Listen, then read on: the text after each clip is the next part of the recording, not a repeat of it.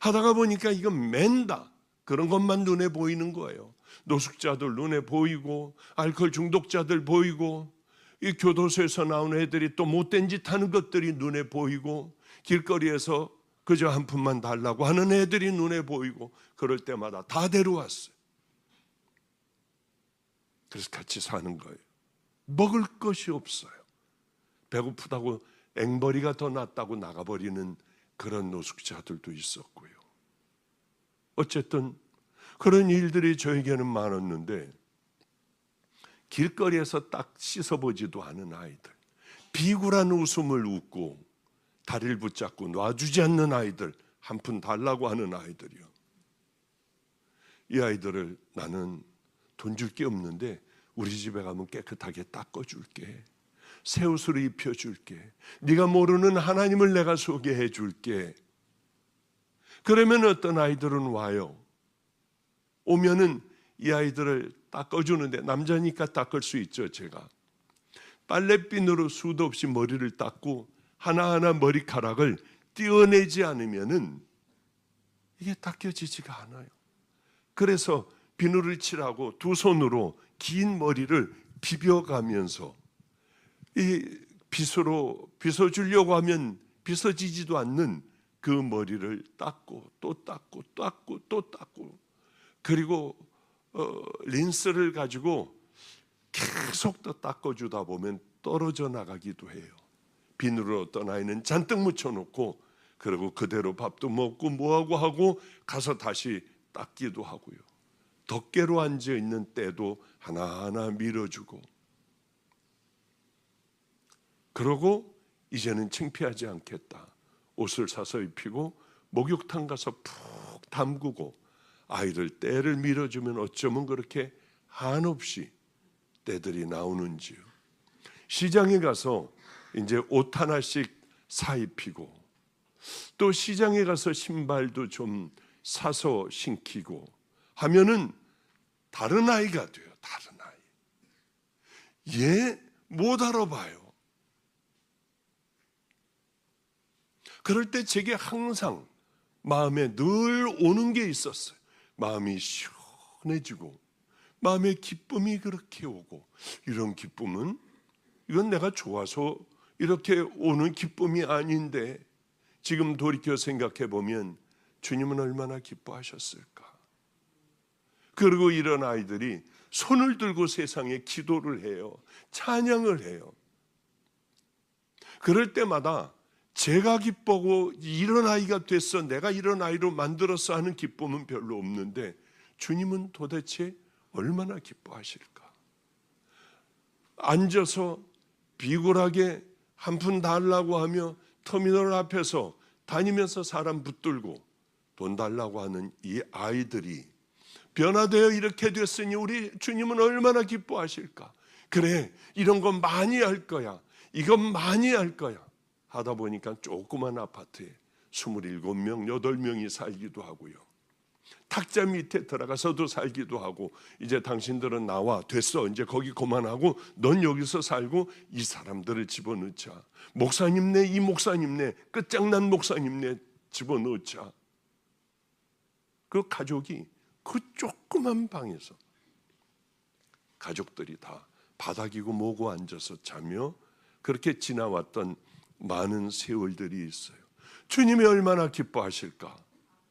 저는 항상 다른 것보다도요, 칭찬할 건 전혀 없는 것 같아요. 그런데 하나님이 얼마나 기뻐하실까, 주님 얼마나 좋아하실까, 이런 것들이 있다면은, 하여튼 잘 안 되지만은 잘 안 돼요. 저도 열심히 그렇게 하려고 노력을 했던 많은 추억들, 일들, 이제 뭐 목사들도 그런 얘기를 할 때 맞아 그거 있었지, 세상에 어쩌면 이젠 희미한 추억이 다 되어버렸니.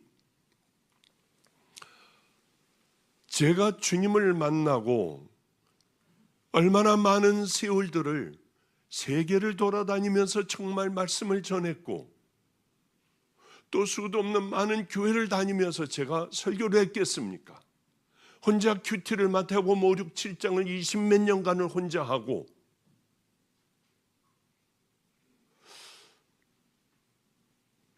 큰 기도도 하고 하며 깨달은 게 있을 거 아니에요. 아, 주님은 이런 분이 하는 걸 깨달을 것들이 많을 거 아닙니까? 그런데 하나님께서는 큰 일을 내가 했다고 하여, 와, 너 여기 필선교회를 네가 만들었어? 아니, 마가의 다락방 그 교인들을 여기다 다 갖다 놓고 마가의 다락방 문을 닫았어? 야, 이런 얘기 한 번도 안 하셨어요. 하나님이 기뻐하실 것 같으면 참 많이 했어요. 근데 그것들이 큰 것들은 당연히 교회는 하나님의 뜻 가운데 세워지는 거지 내가 하는 게 아니잖아요. 그렇기 때문에 그건 칭찬받을 것이 무엇이뇨? 아무것도 없는 거예요, 그거는. 그런데요, 우리 주님께서 제게 이제 모든 고난이 끝나고 내가 너하고 함께 할 거야 하면서 보여주신 장면들이 쭉 하고 지나갔는데 그게 뭔지 다 알겠더라고요. 기도하는 가운데 그날도 뭐 나 같은 게 뭘 하나님께서 어떻게 쓰시겠어? 아주 작은 일들이었어요. 그것도 못된 마음으로 한 것도 있고요. 제 동생이 좋은 옷을 사줬어요. 추운 겨울에 알코올 중독자가 앉아가지고 뭐라고 땅에 다 얼어붙어가지고 바지하고 뭐 오줌 싸가지고 다 붙어가지고 있는 그 친구에게 제 동생이 사준 진짜 비싼 옷이 있었습니다. 코트가 있었어요. 처음 입어봤어요. 너무 아름답더라고. 캐시미어 코트였어요. 머플러하고. 그걸 벗어주는데 짜증이 나더라고요. 왜 내가 이렇게 살아야 해? 저놈은 왜 여기 와 앉아 있어? 그러며 벗어주는데 저한테 악한 욕을 해요. 더러운 욕을 막 해요. 막 술이 취해가지고 가만히 있으라고 힘으로 우격다짐으로 해주고 그 다음에 머플러 그냥 목으로 다 졸라버리고 그러고 도망 나왔어요. 근데 저를요 이렇게 하고 쳐다보고 있더라고요. 저는 그런 못된 마음으로 목사이기 때문에 내가 그렇게 살리라고 결단을 했기 때문에 그렇게 한 것밖에 없어요. 불쌍해서 아니에요. 얼어 죽을 것 같아서가 아니에요. 제가 하나님하고 그렇게 약속을 했는데 불편한 마음으로 했는데도 주님은 기억하시고 첫 장면으로 보여주셨어요. 고맙다. 탁탁탁탁 그 장면들이 나가는데 뭔지를 다 알겠는 거예요. 별거 아니에요. 집에서는 애들이 굶고 있습니다. 목사들은 감리교회는 한 달에 한 번씩 모여 먹고 회의도 하고 해요. 한 달에 한 번씩. 저는 그 시간이 그렇게 기다려졌어요.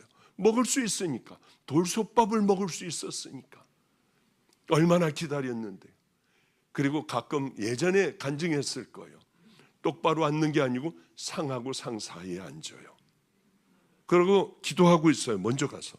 그럼 왜 이렇게 앉았어? 이거 그러다가 뭐 하여튼 제대로 다 앉게 돼요. 그러면 양쪽에서 두부조림도 먹고 이쪽에서도 먹고요.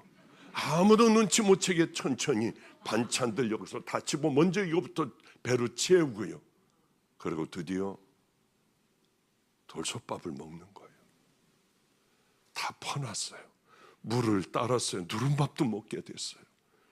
그래서 한 입을 딱 먹었는데 와, 눈이 밝아지더라고요. 그래서 그걸 씹지도 못하고 꿀떡 넘겼더니 뜨뜻한 게요. 여기서 타고 들어가는 거 다 느껴져요. 위로 들어갈 때야 비로소 따뜻한 걸 못 느끼는데 꿀꺽하고 그냥 삼키니까 들어가요. 두 번째 밥을 먹으려고 하는데 집에서는 애들이 다 굶고 있는데 너 혼자 먹을래? 괴롭잖아요. 수저를 내려놨어요. 그럴 때마다. 왜? 여러분들 예민한 주님의 음성에 무조건 순종해버려요. 그게 내게 고통이 된다면은 조금이라도 남에게 유익이 된다면 하나님 앞에서 내 양심을 지킬 줄 아는 사람이 되어야 해요. 그러면 하나님께서 여러분을 어떻게 하시나? 노숙자하고 살고 저도 몸에서 냄새가 나는 저 같은 자를 여기까지 이끌어 주셨어요. 여러분의 자녀에게라도 축복을 주세요. 아주 매몰차게 살며 하고 싶은 말 다 하며 온갖 비판, 판단, 정죄, 남에게 상처를 주고 그러면서 살며 와가지고 열심히 기도하면 됩니까? 특별히 늙은 사람들이요, 잘 기억해야 돼요. 자랑질 하지 마, 지적질 하지 마요. 너 아직도 사람 참 힘들게 만드는 게 있어. 아직도 결혼 안 했어? 당신 내 교회 교인 몇 명이야? 이런 것들 있잖아요. 그렇게 남 상처 주는 거 하지 말고, 자꾸 지적하는 거 하지 말고요. 제일 교회에서 하지 말아야 할 것, 여러분들이 벌 받는 일이 있어요. 자식들이 잘 될 일이 없어. 왜? 하나님은 살아서 여러분들을 보고 계시니까. 정말 싫어하시는 게 하나가 있습니다. 이간질. 여기 와서 이 얘기, 저기 와서 저 얘기, 사람들을 실족시키고 너 밧줄로 네 목 걸고 그 다음에 바다에 빠져주고, 그게 더 나아. 주님이 그러셨는데 왜 우린 그런 무서운 짓들을 하느냐고요. 여기에 이 얘기를 복 받으려면 좋은 얘기로, 막 흉봤다고 해봐요. 좋은 얘기로 해서 둘이 하나가 되게 해야지. 왜 나에게 이익도 없는 쓸데없는 것들을 습관적으로 그저 내뱉어서 자랑질이나 하려고 하고, 손자 자랑, 손녀 자랑이나 하려고 하고, 자기가 어떤 신앙을 갖고 있다고. 여러분, 하나님이 보세요. 왜 바보 같은 인생을 살아요? 화합시켜야 하잖아요. 말 한마디만 하면 돼. 저거 아주, 당신 너무 귀하대. 이거 왜 못해요? 어쨌든 간에 하나님께서 기뻐하시는 것은 여러분들이 큰 선교사로 저 아프리카에 나가고 하는 거 아니에요. 여러분의 인생의 삶의 작은 것서부터 힘들지만 하나하나 고쳐나가는 것. 끝까지 그 옷 한 벌 벗어주는 게 뭐 그렇게 첫 번째 보여주실 거냐는 거예요. 그런 불편한 마음으로 이놈 왜 여기 나와 있어? 내가 왜 이것들을 쟤네들에게 벗어줘야만 해? 그런 마음이어도 해버렸어요. 하느냐 안 하느냐가 중요해요. 그저 배고픈 사람에게 너희들 먹어라, 너 쓸 거 있으면 써라, 따뜻하게 해라. 그 믿음이, 삶이 없는, 행함이 없는 믿음이 너를 구원하겠느냐? 우리 안에 콱 들어와 있어야 될 말씀 아니에요. 그렇게 이간질하고 지적질하고 하는 그 우리들의 신앙이, 남에게 상처 주고 자랑하고 하는 신앙이, 그 신앙이 너를 구원하겠느냐? 자꾸 물어보세요. 교회 앉아 와가지고 예배만 보고 돌아가는, 마당만 밟고 가는 그 신앙, 수십 년 된 신앙이 너를 구원하겠느냐? 우리는 한번 깊이 생각을 해봐야 돼요. 너는 살지도 않으며 목사가 돼요. 그렇게 사는 것처럼 여러분 이렇게 해라. 여러분 나는 믿음도 없으면서 믿지도 않으며 여러분 믿어라. 그 믿음이 너를 구원하겠느냐? 주님은 다 보고 계시잖아요.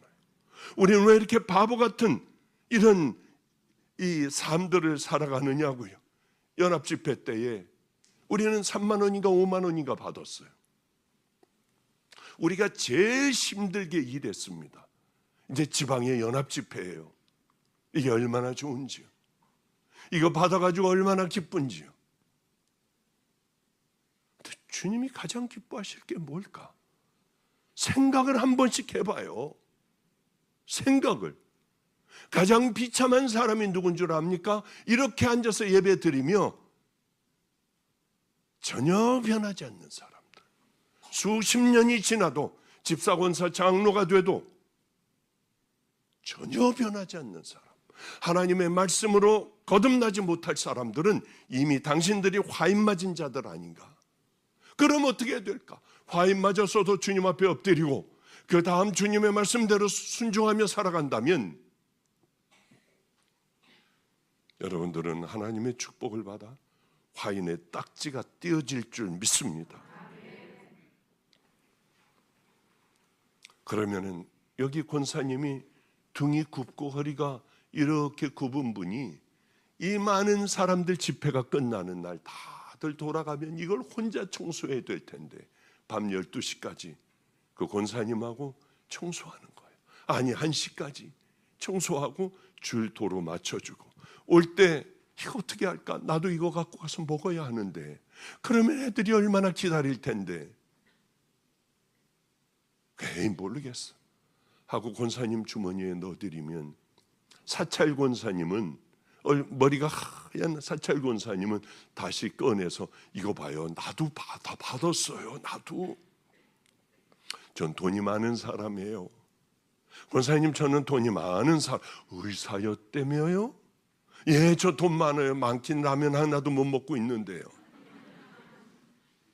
권사님 주머니에 넣어드리고 올 때는 제가 제 머리를 막 때려요. 너부터 관리해야 되잖아. 집에 애들은 어떻게 하고 널 기다리고 있는데. 그런데 내가 기억한다. 주님은 다 기억하시는 분인데 왜 그러는 우리는 악하게 살아가느냐고요. 왜 수많은 설교를 들으면서 조금 더 변화되지 않느냐고요. 이게 굉장히 괴로워요. 사소하기 짝이 없고 저에게는 부끄럽기 짝이 없는 거지만은 주님은 그걸 기억하셨다고 해요. 뭘 더하면 우리 주님이 기뻐하실까? 어느 날 주일날 마가의 다락방에 봤더니 치마가 여기 이렇게 하면 다 보여요. 속이. 어쩌면 애들이 그런 걸 입고 다니냐고요. 어떻게 그런 걸 입고 하나님 앞에 와서 벌렁벌렁 펄럭펄럭거리냐고요. 쟤네들 못 들어오게 해. 못 들어오게 했어요. 우리 이렇게 한 애나 쓰레빠스 신고 오거나 껌짝짝 씻고 들어오는 애들 못 들어오게 했어요. 절대로 못 들어오게 해라. 들어오면 안 된다. 쟤네들. 그러니까 아주 머리들도 잘 써요. 그 다음엔 제가 가서 들여다봐요. 그러면 이만한 큰 보재기 같은 거를 쫙 준비했다가 짧은 만하다, 목사님에게 욕먹을 만하다 하면 하나 줘서 얼른 감게 하더라고. 그리고 이거 많이 노출된 애들은 위로다가 덮어 쓰게 오고요. 그리고 앞자리가 아니라 저 뒷자리, 왜냐면 너 나와봐 하거든요. 저 뒤에 2층에 가서 앉아있게 하고. 이런 일들이 얼마나 많았는데요. 그리고 헌금은 다 무명이다. 저는 오늘도 헌금 무명으로 했어요.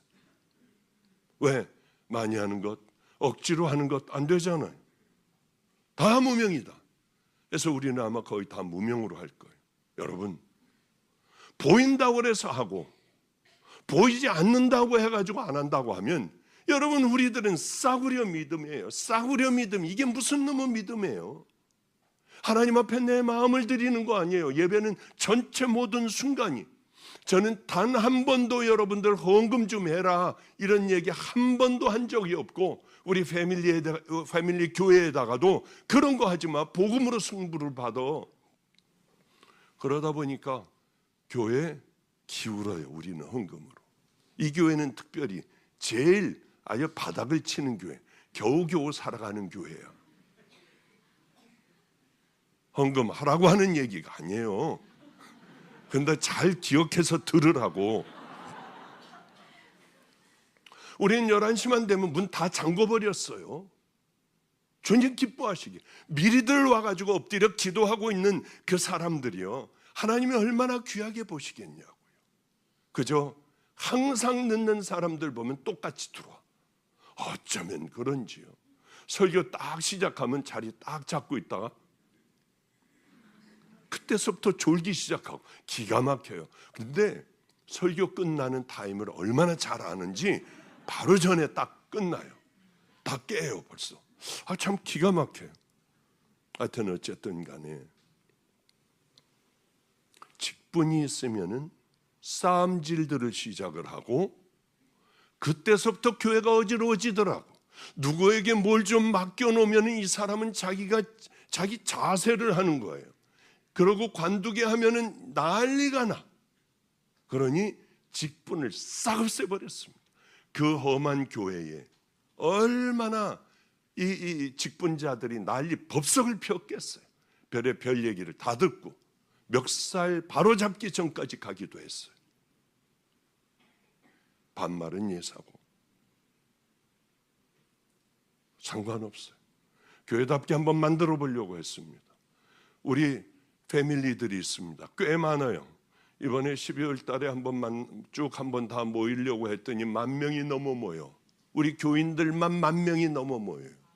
그런데 아멘 할 게 없어요. 그게 뭐 교인 많이 모이는 게 뭘 아멘이에요. 그 돈이 너무 많이 들더라고요.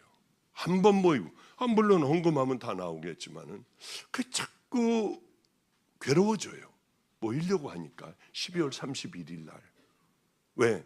새 자랑하는 것도 아니고 주님 자랑이 돼야 되고 복음만 커져야 하는데 우리는 얼마나 목사들이 뿌듯하겠어요. 끊임없이 밀려오는 이 교인들을 보고 얼마나 뿌듯하겠어요. 다 없애버렸어요. 야, 이런 거 하지 말자. 각 교회에서 열심히 하면 되지. 만약에 너희들이 직분자를 주게 되면 너희들은 우리 패밀리에서 나가라. 괜찮아. 우리는 하나도 뭐 그렇게 고통당하고 뭐 교인들하고 싸우고 이런 거 전혀 여태까지 단 한 건이 없어요. 한 건이.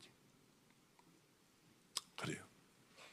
주님 앞에만 영광 돌리고 우리도 목사도 화장실 청소하고 섬기는 자들이 되자. 구체적으로 우리가 밑으로 내려가자. 11조 감사헌금이 대부분이에요. 교회 헌금은. 우린 그거 다 개척교회 당신들 손으로 들고 가 개척교회 가서 헌금해라. 아픈 사람이 있으면 동네 아픈 사람이 있으면 데려가서 좀 직접 당신들이 축복받을 일들 좀 해라. 못하게 했어요.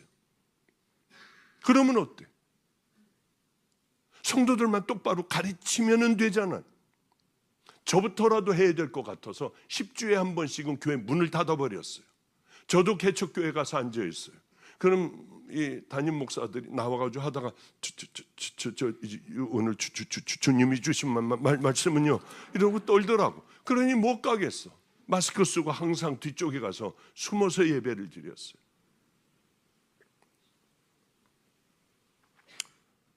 참 얼마나 똑바로 사는 게 힘든 줄 아세요? 큰 교회 할 수 있는 찬스가 왔어. 와, 어쩌면 땅도 나고 뭐 이렇게 하고 와 이렇게 하면은 야, 대박이겠다, 대박이겠어. 안 했어요. 절대로 안 하리라고 결단을 했어요. 가장 중요한 건 하나님을 감동시켜 드리는 거. 하나님께서 기뻐하시는 그 삶을 우리 집 안에서 내가 스스로 나 혼자 아무도 알아주지 않아도 내 아내나 자녀들이 알아주지 않아도 나 혼자 그걸 살아가는 거예요. 하나님께서 여러분 자녀들 축복 주세요. 왜 나는 살아계신 하나님을 만나지도 못하고 평생 동안 나는 왜 이렇게 살아가야 할까 생각해 보세요. 내가 하나님의 기쁨이 되는 그 길을 걸어갔나? 나는 나를 거꾸로 때리고 십자가에 못 박고 우리 주님이 원하시는 나는 그 일들을 하며 살아왔나? 나는 예배를 어떻게 드렸나? 정말 생명을 다해 간절히 주님 앞에 예배를 드렸나? 아니면 와서 앉아있다 돌아갔나? 오늘은 하나님을 깜짝 놀라게 하고 예수님을 깜짝 놀라게 하고 하나님도 감동을 하신 사건이 하나가 있습니다. 이미 알아서 여러분 아시겠죠? 백부장이에요. 이름도 안 나와. 누군지도 몰라. 그런데 이 백부장이 종이 죽어버리면 갖다 내다 던져버리면 되는 종이 늙은 종이 그만 중풍병에 걸린 거예요. 뇌졸중에 걸린 거야. 대소변 다 받아내고 그저 이러고 살고 있는 거예요. 그런데 이 사람이 불쌍한 거야. 이 백부장이 하나님도 모르는 자가 이게 불쌍해 죽겠는 거예요. 그런 마음들을 가져야 돼요.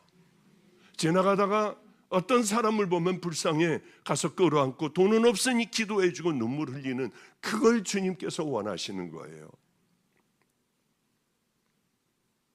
제가 아인 게스트하우스라고 아프리카 가기만 하면 아프리카 갔다 얼마 전에 왔습니다.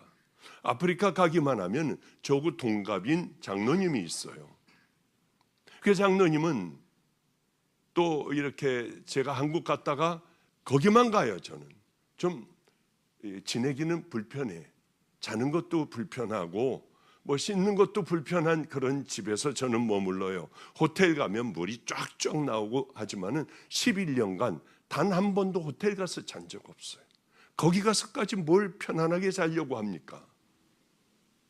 그런데 장로님이 저만 가면은 제 방에 와서 간증을 해주세요. 그동안에 있었던 일들. 왜 제가 여기서 여러 가지 얘기를 했잖아요. 갔다 오면은 하잖아요. 제일 대표적인 게 자기가 길거리에서 죽어가는 애를 데려다가 다 씻기고 보니 폐결핵이 있더래 기침을 하고 각혈을 해서 병원 데려가서 다 치료해주고 얼마나 귀해요. 그래서 그분을 그 개를 데리고 용접하는 거니 뭐니 하여튼 뭘 다 사줘가지고 자기네 집에서 쓰기 시작을 했어요. 얘는 그렇게 죽을 아이가 이 장로님을 만나 새로운 생명을 얻었어. 어느 날 돈이 다 없어졌더래요. CCTV를 돌려보니까 얘가 했더래. 얘가 다 훔쳐갔더래요. 분해가지고 저에게 그러더라고요. 목사님, 어제 이런 일이 일어났는데 이놈은 교도소에 보내는 게 맞죠? 아니요.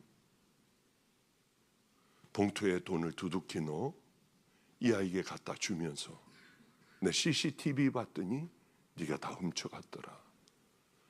넌 미안했을 텐데 얼마나 힘들었으면, 돈이 필요했으면 이 돈을 가지고 갔니? 미안해. 여기 있으니까 너 써라. 네 필요한 데 써라. 어떻게 써요 얘가? 당연히 눈물 흘리며 뼈저리게 후회했을 거 아니에요. 이번에는 갔더니 자기는 길거리에 이제 그쪽을 가보면 길거리에 풀밭에 수도 없는 많은 사람들이 누워 있어요. 거기서 사는 사람들이야. 거기서 애기도 낳아. 가장 비참한 사람들. 그러고 지나가는 차에 동냥을 해요. 그런데 이 장로님이 이제 어디를 갔다 오는데 예전에는 그런 게 보이지도 않았대요. 뭐 지네들 일이고 나야 뭐 내 삶을 살아가는 거고. 그런데 눈에 딱 띄는 장면이 하나가 있었는데 딸 두 아이와 남자아이 하나 막 낸 모양이더래요. 요만한 놈이 가서 두들기며 돈 한 푼 달라고 하고 있고 막내는 돈을 누가 주면 얼른 갔다 엄마를 갖다 주고 딸 아이를 딸아이하고 얘기를 하고 있는데 너무 아름답더래요. 그 장면이 예전엔 눈에 들어오지도 않는 장면이 너무 아름답더래요. 줘보지도 않았대요. 돈도. 이 장로님이 이렇게 생각을 했답니다. 큰 돈을 줘야지. 10,000실링을 줘야지. 10만 원이에요. 보통들은 우리나라 돈으로 그저 100원 정도 주면 많이 줘. 10만 원을 줘야겠다. 1000배를 줘야겠다. 그래서 주려고 하는데 파란불이 켜졌더래요. 그래서 얼른 앞에 있는 그냥 10,000원, 그러니까 1,000실링을 그 아이에게 줬대. 애도 깜짝 놀라고. 목사님, 그 아름다운 가정을 우리의 가정 같은 그 가정의 사람을 10만 원을 줬어야 했는데요. 그런데 놀라운 일이 일어났어요. 여기서 먹고 자고 한 사람이 떼어먹고 도망을 갔는데 바로 그 주일날 3만 실링을 가져다가 주더래요. 목사님, 생각만 해도 우리 주님은 이렇게 하는 분입니까? 이건 말도 안 되는 일이라서요. 그러며 그 마음을 가진 것을 우리 주님은 기뻐하시죠. 예수께서 들으시고 기이 여겨 쫓는 자들에게 이르시되 내가 진실로 너에게 이르노니 이스라엘 중 아무에게서도 이만한 믿음을 만나지 못했노라. 왜 예수님이 깜짝 놀라셨을까요? 아니, 사람들이 예수님께서 나사로야 나오라 할 때 죽은 자가 배를 동이고 나오는 걸 보고 놀랐어요. 파도야 바람아 잔잔하라. 갑자기 요동치는 파도가 잔잔해지며 어떻게 자연도 저렇게 다 예수님은 잠잠하게 하실 수 있을까? 나병, 문둥이 환자들이 10명씩이나 우리를 고쳐주소서 한 번에 그들을 고쳐주시기도 하고요. 별의별 일들, 장님에게 눈을 뜨라고 하시고 별의별 일들을 많이 만드실 때에 사람들이 깜짝 놀랐잖아요. 근데 반대로 예수님께서 깜짝 놀랐다고 하는 건 별로 찾아보기 어렵지 않습니까? 도대체 뭘 했는데 예수님께서 놀라셨을까? 우리도 이 삶을 꼭 우리도 이루어가면 되지 않겠어요? 이럴 때가 가장 가슴 아파요. 왜 우리는 강력하게 그렇게 못할까? 우리도 한번 그렇게 살아볼 수 있잖아요. 그냥 지나치지 않고. 이게 뭐가 어려워요? 불쌍한 사람들, 어려운 사람들 확 내가 그냥 다 해버릴 수 있는 걸 안아주고 기도해주고, 왜 우리가 이걸 못하느냐고. 주님을 믿고 천국과 지옥이 분명히 있고 하늘의 영광을 내가 입으려면 왜 못하냐고요. 내가 어려울 때 두 손 들고 간절히 통곡하며 기도할 때 하나님께서 내 기도를 들어주시는, 이거 왜 못하냐고. 얼마든지 우리 할 수 있잖아요. 이제 우리 속에 목마르게 집어넣으라고. 여러분의 팔자가 달라질 거예요. 죄송해요. 여러분의 가는 길이 달라질 거예요. 옳은 길로 가던 걸 여러분 왼쪽으로 가고, 왼쪽으로 가던 길을 오른쪽으로 갈 수 있어요. 여러분 크게 한번 대답해 보세요. 떠나가도록, 천장이 날아가도록 여러분 그렇게 사실 수 있습니까? 아멘. 할렐루야. 예수님께서 왜 놀라셨을까? 큰 것이 아니고 작은 것이에요. 뭐가 그렇게 그게 힘들어? 자기 재산 다 팔아가지고 예수님 앞에 갖고 왔습니까? 자기 자식을 데리고 왔습니까? 아니에요. 쓸데없는 그것, 버려진 그것, 놔두면 그렇게 죽으면 그저 갖다가 파묻으면 되는 그것을 사랑한 거예요. 백부장이면 100명의 부하들을 데리고 있는 사람들입니다. 주여, 내 하인이 중풍병으로 집에 누워 몹시 괴로워하나이다. 이 표정을 보고 끙끙거리고 알고 있는 거 보고 대소변 다 치워줬을 거 아니에요. 내 아내가 이렇게 지금 아파 중풍병에 걸렸습니다. 우리 부모님이 중풍병에 걸렸습니다. 내 사랑하는 딸이 죽을 병에 걸렸습니다. 이 얘기가 아니잖아요. 지금 저는 그래서 늘 그렇게 얘기합니다. 선교사들에게 다 모아놓고 당신들 자식들의 입에 집어넣을 거, 입혀줄 거, 이거 먹이지 말고 배고프더라도 현지인들에게, 아이들에게 먹여봐라. 하나님께서 당신들 자녀들을 어떻게 하나? 그래요. 저도 그런 찬스가 있으면 나오는 대로 입에서 막말하지 않아요. 우리 저 위성조 목사님 우리는 다 알아요. 제 평생의 왼수가 있었습니다. 목사가 되고 난 후에요. 저는 그것 때문에 거의 죽어갔어요. 큰 무거운 짐, 물질적인 어려운 짐, 이것들을 다 평생 지고 가게 생겼어요. 그런데 용서해 줬는데 또 그러고, 용서해 줬는데 또 그러더라고요. 마지막에는 처음으로 제 손으로 잘라내버렸어요. 제게는 원수였어. 생각하기도 싫은, 치가 떨리는 그 원수였어요. 내가 잘 이 목사를 키워 이렇게 만들어야겠다. 여러분들이 생각하는 사람은 아닐 거예요. 벌써 이런 일들이 그저 한 15년, 13년, 15년 전의 일이니까. 월급을 제가 방주교에서 70만 원 받았습니다. 그러다가 마지막에 100만, 물론 부목사는 몇 백만 원 주지만은 저는 나가서 집회도 하는 사람이고 가족도 없고 하니까 부목사들이 훨씬 더 많이 받아야 할 거 아니에요. 70만 원 받았어요. 70만 원을 10몇 년 받다가 마지막에 은퇴하기 그저 한 2, 3년 전에는 100만 원을 줬어요. 그거 받은 게 다예요.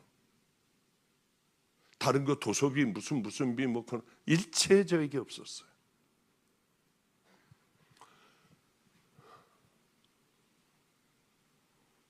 그랬는데 그 원수를 내보내고 생각해도 고개 흔들고 진절머리를 떨고 목회를 관둘까 생각까지도 했었어요.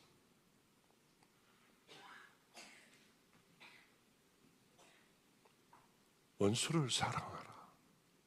저 원수를 어떻게 사랑하면 좋을까?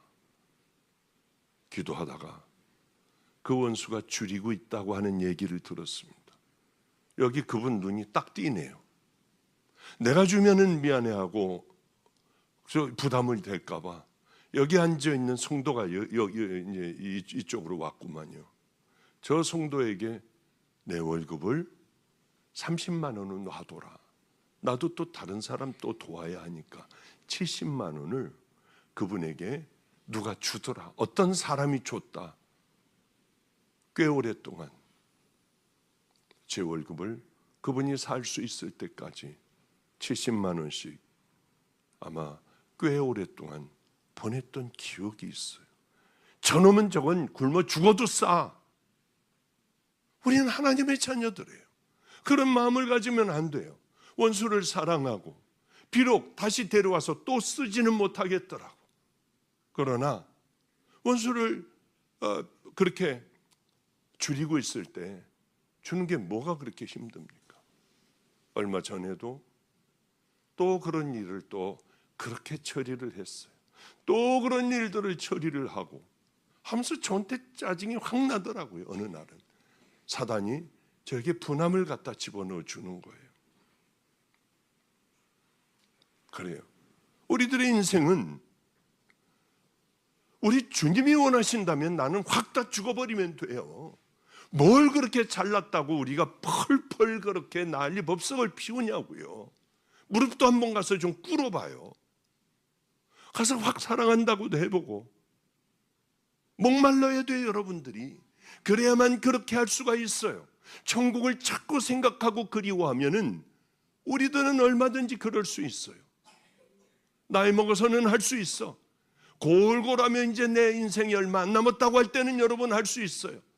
그러나 젊을 때 하시라고. 하나님은 더 값지게 여기시잖아요. 고넬료가 어떻게 하면 예수님 하나님 만날 수 있을까? 고넬료도 백부장입니다. 이방인이에요. 어떻게 하면 될까? 기도해봐요. 기도. 유대인처럼 시간을 정해놓고 기도를 했어요. 꽤 오랜 세월을 했어요. 그래도 안 돼. 또 뭘 하면 될까요? 하나님이 기뻐하시는 것. 구제를 해봐요. 팔아가지고. 다 팔아서 구제를 열심히 하던 어느 날 하나님께서 천사를 보내요. 고넬료에게 이렇게 얘기하여. 고넬료야, 네 기도와 구제가 하늘나라에 상달이 됐고 하나님께서 기억하신 바 되었다. 그냥 놔두셨나요? 고넬료가 그렇게 원하던 베드로를 청해가지고 베드로가 고넬료에게 와 하나님의 도를 전하며 깜짝 놀라요. 베드로는 어릴 때서부터 하나님을 사랑하는 자예요. 예수님 3년 동안 따라다닌 수제자예요. 그가 뭐라고 고백합니까? 나는 이제야 깨달았다. 하나님을 사랑하고 의롭게 믿음의 길을 그렇게 순종하며 살아가는 사람들에게는 하나님께서 사랑하시는 그 백성이 되는구나를 깨닫는 거예요. 아무리 교회 열심히 다녀봐요. 새벽을 깨워봐요. 여러분의 삶이 그렇지 않다면 우리는 하나님하고 상관이 없어요. 정말 여러분들이 구원을 받고 천국 가는 믿음의 백성이 되었다면 이 안에 성령님이 와 계시잖아요. 회개하고 정결한 신부가 되면 이 안에 성령님이 계시고 성령님과 함께 믿음의 길을 향해 걸어가는 것, 좁은 길을 걸어가고 용서하고 사랑하고 힘들지만은 싸우며 살아가는 게 성도의 생애 아닙니까? 그래요. 제가 이 얘기만 하고 이제 끝내도록 할게요. 어느 분은 하나를 만나게 됐는데 필리핀의 선교사였어요. 이분이 자꾸 하혈을 한대. 남자분이에요. 그래서 제가 빨리 병원을 한번 가보시죠. 1년 동안은 안 나왔어요. 이거 뭐 치질이거나 그렇겠거니. 그래서 와가지고 뭐 현대아산병원인가 뭐 거길 갔더니 직장암 3기에서 4기로 넘어가고 있는 중이라고 하더래요. 끝난 거예요. 그래서 이거 뭐 너무 크고 전체적으로 너무 퍼져 있어. 당신 힘들 거다. 일단 한번 수술할 수 있나 없나를 보기 위하여 일단 방사선 한번 치료를 해보자. 근데 여기까지 올 필요는 없고 그죠? 당신 인천에 사니까 성모병원에 가서 한번 해봐라. 그래서 가서 28일인가 며칠간 했어요. 하면서 목사님, 제가 이 모든 선교지를 다 길튼 교회에다가 넘기겠습니다. 저는 이제 못 살아요.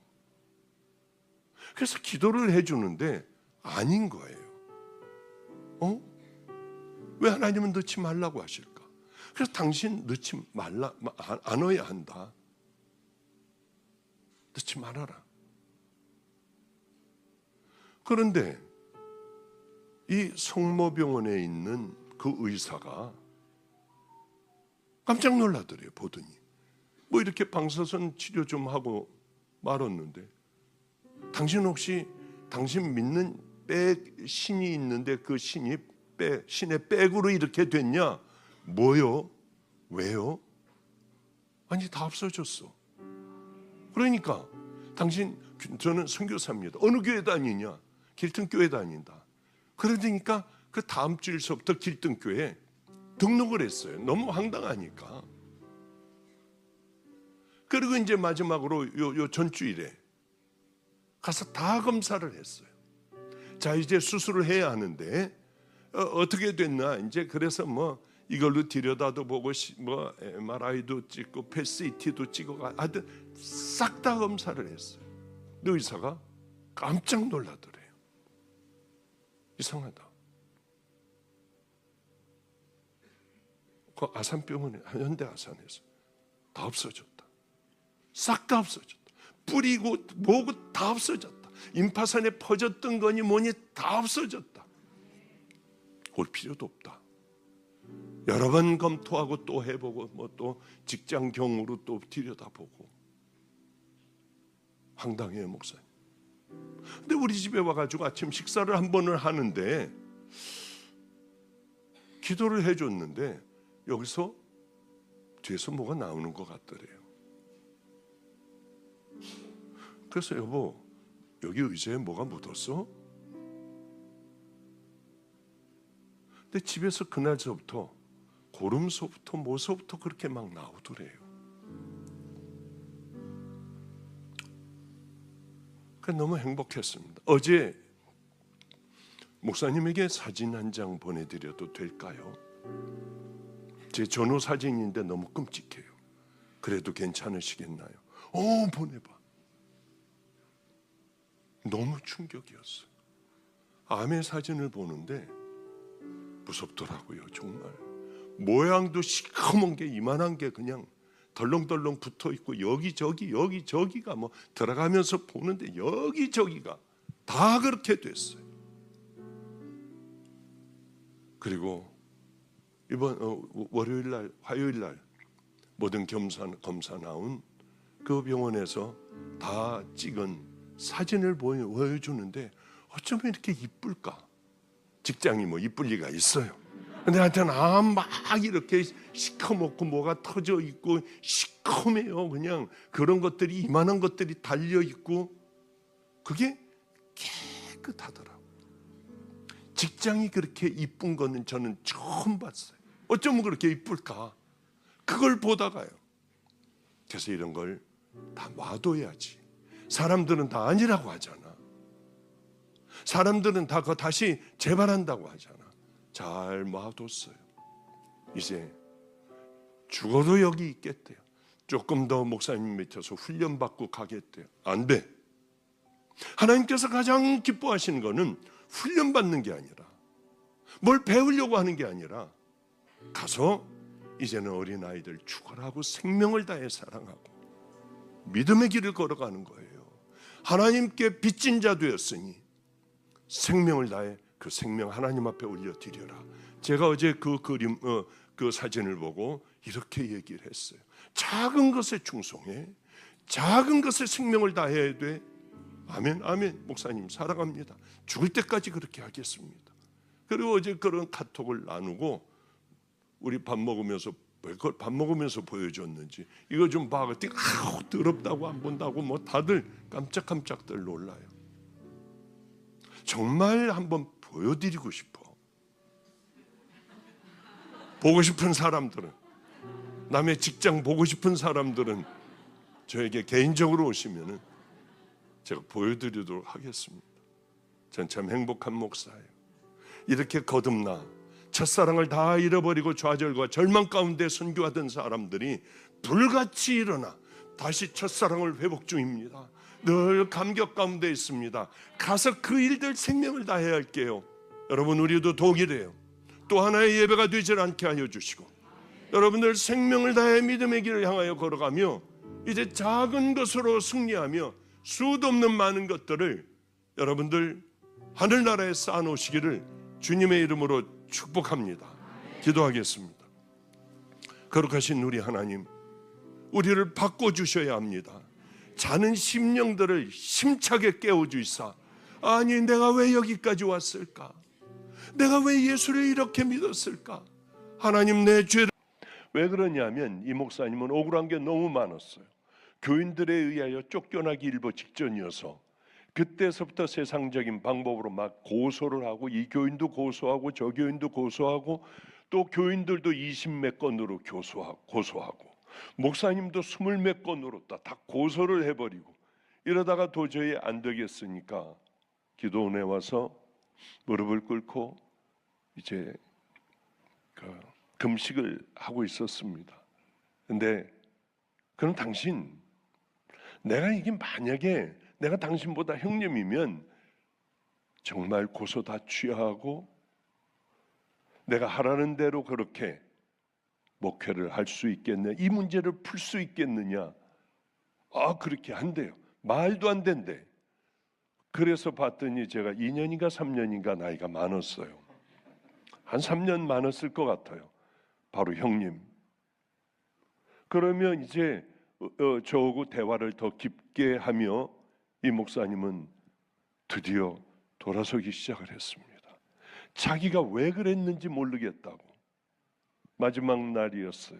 집회 마지막 날.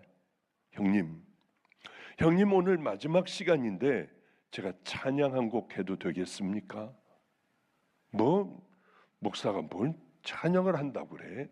그러나 뭐 안 된다고 할 수 없으니까 설교하기 전에 나오라고 그러면 나와서 찬양 알아서 준비하고 알아서 해라.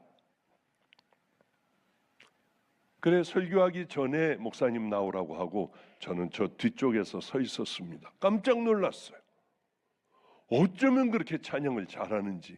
나중에 알고 보니까 독일에서 이 성악을 다 공부하고 뭐 이러고 이제 아버지의 교회를 물려받아서 목회를 하고 있는 중이었던 것 같습니다.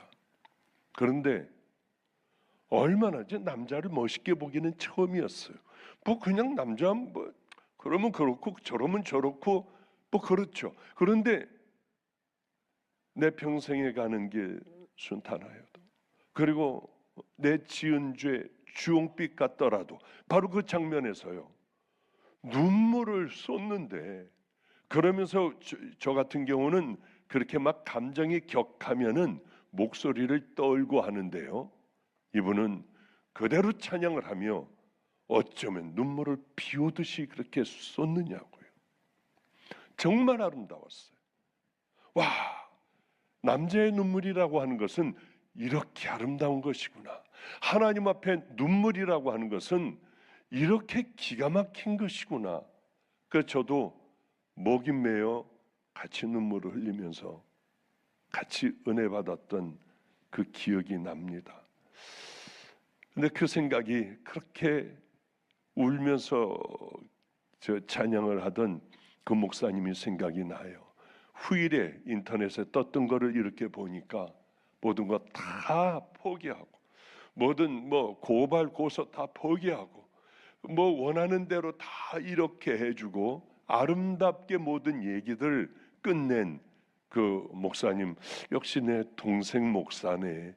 가끔가다 연락이 그렇게 올 때마다 반갑고 했는데 오늘 그 찬양을 연주해 주시니까 얼마나 마음이 따뜻해지고, 또 그 동생 목사도 오랫동안 연락을 못했지만은 한국 가면은 다시 한번 전화 걸어 그래 식사라도 한번 해야겠다 하는 생각을 했습니다. 제가 여기 오기 전이었어요. 미국을 오기 전에 한 2년 전인가 뭐 3년 전인가에 목사님, 저는 목사의 아내였는데 남편은 죽고 아들은 살아남았는데 아들은 식물인간이 됐습니다. 알아보지도 못하고 목에 구멍을 뚫고 집에 돌아와 이제 가래 빼주고 뭐 다 이 덩치 큰 아들을 엄마 혼자 이 아들을 섬기고 있는 거예요. 그래 얼마나 제가 안타깝겠습니까? 누군지도 모르면서 광명이라고 하는 곳으로 달려가 그분을 기도를 해주고 사모님에게 격려해 드리고 그리고 돌아온 기억이 있는데 이번 여름 우리 마가의 다락방 성회에 자기 아들을 산소호흡기를 끼고 사람들을 데리고 그리고 오겠다는 거예요. 왜 그렇게 오려고 하느냐 하니까 아들이 가고 싶어 죽겠다고 한대요. 이거 말이나 돼요? 아들은 식물인간이고 아무것도 뭐 어떤 듣지도 못하고 보지도 못하고 말도 못하고 호수를 끼고 살아가는 아들인데요. 아들이 가고 싶어 죽겠다고 하더래요. 아, 이 엄마의 생각이겠구나. 여기까지 오지 마세요. 제가 하여튼 어떻게든 시간을 내서 한번 가보도록 하겠습니다. 그래서 미국 오기 이틀 전에 내가 뭐 혹시 이거 빼놓고 가는 거 있나 하고 스케줄 표를 보다가 아니 이걸 안 간 거예요. 얼마나 마음이 아플까. 마침 같이 식사를 끝내고 최성렬 목사 길등교회 최성렬 목사하고 아침 식사를 마치고 최 목사 나하고 같이 좀 가. 이런 어려운 사람이 있어. 그래서 같이 이제 그 광명으로 달려갔습니다. 전 엄마가 거짓말하는 줄 알았어요. 그런데 저를 보자마자 아들의 손을 이렇게 잡더니 박 목사님 오셨어. 그러니까 이 친구의 얼굴이요 달라지는 거예요. 반가우면 눈을 깜빡거려 손바닥에다가 하니까 깜짝 놀랐어요. 내가 보고 싶은 목사님이 오셨어. 너무 충격이었어요. 그동안에 이 아들과 의사소통이 전혀 안 됐던 이 어머니가 손바닥에 글씨를 쓰는 바로 그 대화법을 알게 되었어요. 얼마나 감사했는지. 모든 것을 힘이 들지만은 아들 손바닥에 마저 아무 눈을 껌뻑거리고요. 그리고 그게 자기 마음에 확 와 닿으면은 그냥 뭐 무슨 말을 하려고 하고 얼마나 은혜로웠는지요. 주님도 이러시겠다. 우리하고 대화를 좀 하고 싶고 그래 같이 이야기를 하고 싶고 아니야 너를 내가 버린 게 아니라 너를 사랑해 너를 기다리고 있어. 너 지금 얼마나 힘드니? 그러나 이 힘든 것 다 지나고 나면은 내가 이렇게 너와 함께 할 거야. 이런저런 얘기를 해주고 싶어도 우리와 대화 채널이 없는 거예요. 그렇게 손바닥에 좀 써주고 싶어도 아무 대화 채널이 없어요.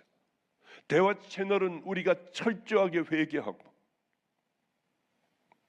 그렇게 가서 모든 일들을 다 하나님의 방법으로 해결을 다 하고 고소한 거 다 취소하고 정말 뜨거운 마음으로 이제는 그렇게 살지 않는 그 새로운 삶을 살아가야 하는데 정운택 선교사 뭐 제 아들 같아요. 뭐 저희 집에 와가지고 애 데리고 와서 갓난애에서부터 우리 어머니한테 안겨드리고 하여튼 뭐 거의 매일 오다시피 했으니까. 이 드라마 여러분 그 내용 그 뒤에 있는 내용을 아시나요? 왜 저렇게 됐을까? 정택 선교사가 왜 그 잘 나가던 배우에서 왜 끝장나 버렸을까? 바로 운전하다가 다 패버렸잖아요. 나가가지고 반쯤 죽여놨잖아요. 그냥 뭐. 그래서 끝장난 거예요. 자기의 모든 삶이 끝장이 나버렸어요. 지금 그 얘기하는 거예요. 그 얘기. 이런 것들을 제가 만들어주거든요. 뒤에서 야, 이번에는 나 같은 놈도 돼? 그걸 한번 해봐. 그래가지고 이제 그걸 해요. 두 번째는 이제 교회 갔다 와가지고 차에서 그냥 그걸 좀 실감나게 해봐. 저는 오늘 처음 이거 봤습니다. 세 번째는 이제 좀 기대해 보세요. 세 번째는 이제 회사 부장님이 오셔가지고 어떻게 오셨습니까? 아니, 당신 어떻게 이렇게 변할 수가 있어? 와가지고 청소를 해. 당신이 밑에 사람들에게 이렇게 당신이 이래? 나 왜 그런지. 사실 교회를 가고 그럼 나도 다음 주일 갈 수 있어. 나 같은 놈도 돼. 뭐 이러면서 이제 그 다음 편도 또 이제 이렇게 만들어지고 해요. 얼마나 교인들이 좋아하는지. 그것보다도 수도 없는 많은 연습을 하며 본인 마음은 어떤 생각을 가질까? 주님은 얼마나 기뻐하실까? 그랬던 저가 그걸 드라마로 하나님께 영광을 올리는 그런 삶을 사니 참 하나님도 기쁘시겠다. 생명을 걸고 하여튼 믿음의 길을 걸어가요. 왜 제가 저 친구를 좋아하느냐 하면은 저에게는 아들이 하나가 있잖아요. 그 아들이 저에게는 생명보다 귀한 아들. 주님 만났을 때 걔가 초등학교 4학년이었어요. 그걸 놓고 나왔어요. 애는 그렇게 울었습니다. 아빠, 일주일도 더 갔다 와요? 내가 하나님을 만났어. 그럼 한 달 뒤요? 그러면 뚜레 소리 지르고 막 이렇게 하는 정신적인 고통을 당했어요. 왜? 가정의 일로요.